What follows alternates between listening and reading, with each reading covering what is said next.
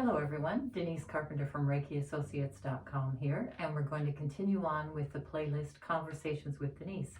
But before we do, Michele, are you okay if we remove these masks? Yes. Yes, okay. It just, Michele and I are more than 6 feet apart. Neither one of us has COVID, and it makes the audio on the video so much more clear if you can actually understand what we're saying.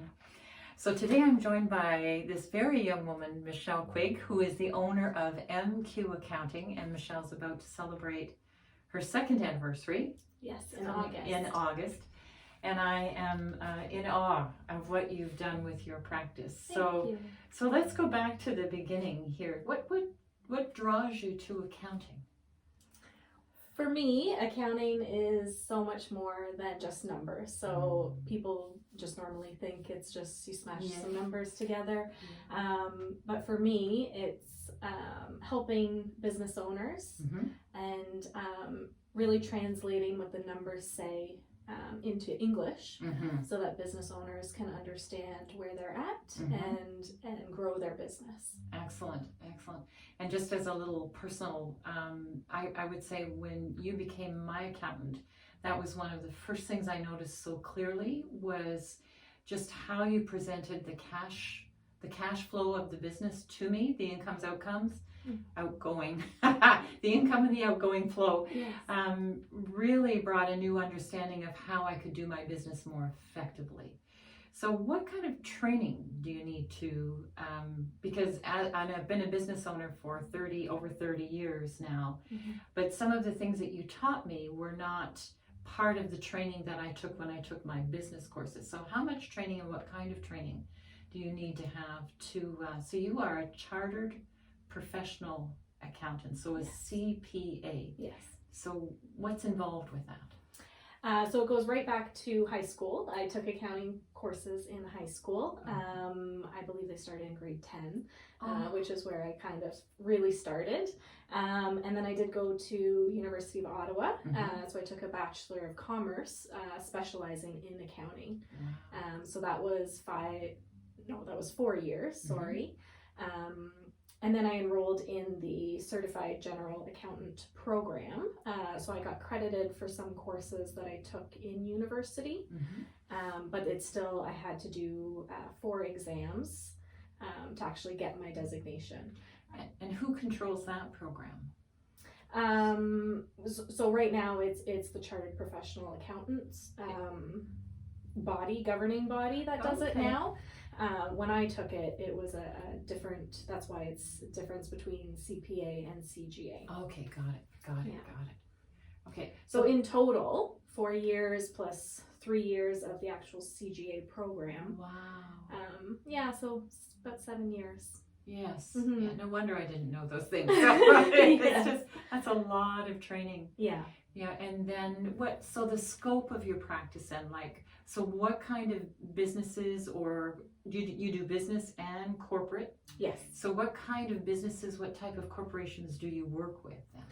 So the really good thing about working in a small town is I get to touch a lot of different industries. So I don't really specialize in any one specific. So I've kind of worked with everything from professional services, construction, and beyond. So. And you mentioned that you actually have a farm. You were doing some work with farming. Yes. That's a very broad scope. Yes. That you have to stay current with, I guess. Yes. And, there's always updates. So every year I do a tax course in October to stay current on all the issues and changes, because it does change fairly quickly. Yes. Yeah. I think that was, as again, being a business owner, I think that was the part I found hardest. Was you managing your business, you kind of get yourself organized, and then they're going to change the rules. Yeah. And then without some professional guidance, it's hard to always make the most of how to move that to your own advantage then. Yeah. And that's why it is important to have advisors and experts, because you do know your business well, right? Because you're in it every single day. But it's sometimes good to get an outside opinion as well. Like an accountant. Yeah, well, even to keep track of all of that by yourself is overwhelming. Yep. So if someone were to call you and they want to set up an appointment, do you interview them? Do they interview you? Or how does all of that work? Yeah, so normally when a potential client reaches out to me, I always like to schedule either a phone call. Right now, Zoom is very big. Yeah. Usually that's just a free first meeting, just to see if we're a good fit. So it can go both ways, depending on what the client's needs are as well. Like sometimes it could be out of my scope, or maybe I'm just not comfortable advising on that. Yeah. But for the most part, it usually goes well, and I really like working with my clients.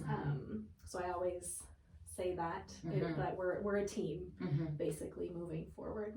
Okay, so you are not one of the accountants that would just be out finding the client and then handing the file to someone else to do the work. You do your work yourself. I do. Yeah, that's the part I appreciate so much. Yeah. And I think that's important to be in the day-to-day, because when I am taking those numbers and translating that into advice for the client, I really need to know where the client is at. So I just like the more hands-on approach. And then the other thing I find terrifying is when I hit a year end with you, we sit down and we go through my last year, and then we actually set goals for the next year. And I've never had an accountant do that before. So but that's just so helpful to kind of, I guess you help steer the business a little bit as well. Yeah, ultimately it's you, but I just drop these little hints, I guess. Something for you to think about. Exactly, and things that I wouldn't have thought about. And the piece that comes to mind the most was the cost of banking. When my cost of banking was so high, and then you just made the suggestion to look here, look here, look here. What about this? What about this? What about this? And we dropped it like 90%. Like it was just phenomenal what we could do. But again, I was so busy doing the business, I didn't have time to really look at what do you want to call it? Managing the business, I guess. I don't know what the words would be. So if someone wanted to book an appointment with you, how would they do that? So they can reach out to me by my phone number or on my website. I do have the contact tab. So they just submit a request and it comes to me via email. Okay, and what is your website? It's www.mqaccounting.ca. So MQ Accounting, all one word? Yes. mqaccounting.ca. Yes. Wonderful. Well, all I can say is if you need any help with your working within your business or finding new ways to do your business, Michelle's your woman. Thank you. Just amazing with what you do. Thank you. And it truly is about helping the client. Yes. It truly is. Yeah. Wonderful. Well, thank you so much for coming in today, Michele. Thank you for having me. That's great. And thank you for joining us. Denise Carpenter from ReikiAssociates.com. If you found this helpful at all, please like and subscribe to my channel, and we'll see you next time. Namaste.